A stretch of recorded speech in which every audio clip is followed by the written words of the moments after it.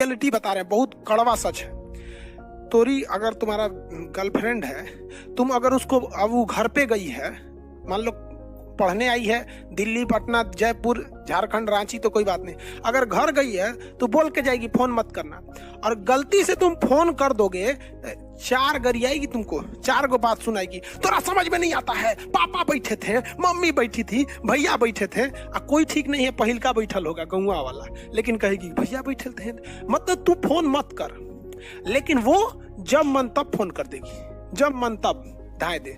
आप भागेंगे, हाँ पापा बाद में फोन कर। अरे तुम्हारा बाप समझता है कि हमारी बेटी की बेटवा का फोन आ रहा है, समझता है। मतलब उसकी इज्जत है, उसके बाप के सामने, माँ के सामने, भाई के सामने इज्जत बरकरार रहनी चाहिए। और आप गली छाप कुत्ता है जो आपकी कोई इज्जत नहीं है। अगर तुम्हें इज्जत प्यारी है तो हमें भी इज्जत प्यारी है।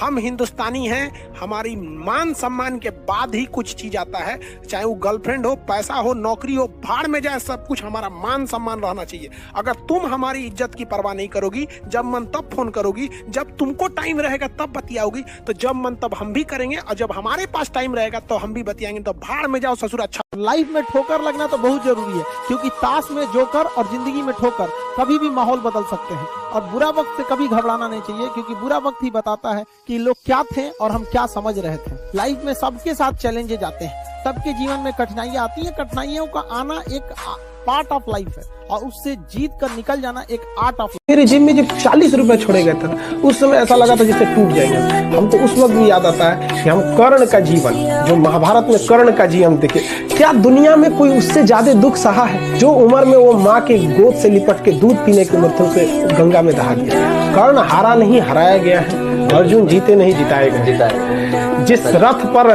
तीनों लोक के मालिक बैठे हो, उस रथ को अगर कर्ण अपने बाण से 2 कदम पीछे ढकेल देता है तो उसे आप योद्धा नहीं कहें।